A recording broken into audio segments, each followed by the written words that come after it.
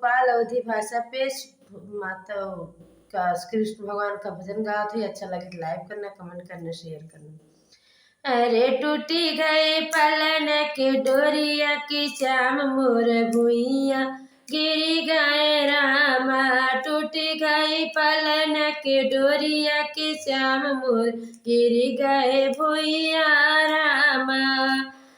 माई जे होती नी दौड़ी उठौती, मैया जे होती मोरी दौड़ी उठौती। सैया के मम्मी नीर मोहिया की लाल न उठ अब ये रामा। अरे सैया के मम्मी नीर मोहिया की श्याम न उठा ये रामा। टूटी गई पलन के डोरिया की मोर भुइया गिरी गए रामा।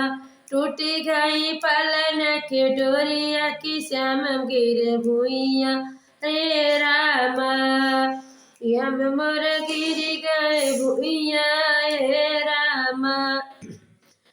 चाची जे होती नी दौड़ी उठौती, चाची जे होती नी दौड़ी उठौती। सैया के चाची नीर मोहिया की लाल न उठावई रामा। अरे सैया के चाची नीर मोहिया की लाल न उठावई रामा।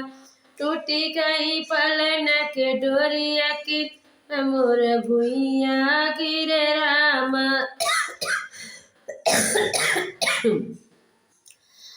सैया भाभी जे होती नी दौड़ी उठौती, भाभी जे होती नी दौड़ी उठौती।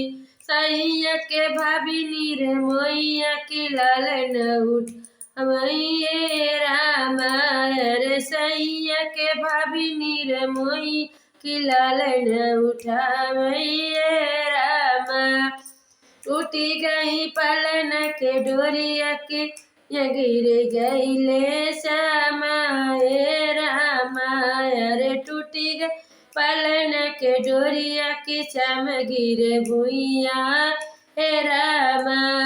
बहिनी जे होती नीलाल के उठौती, बहिनी जे होती दौड़ी उठौती। सैया के बहिनी नीर मोहिया की लाल न उठावैये रामा।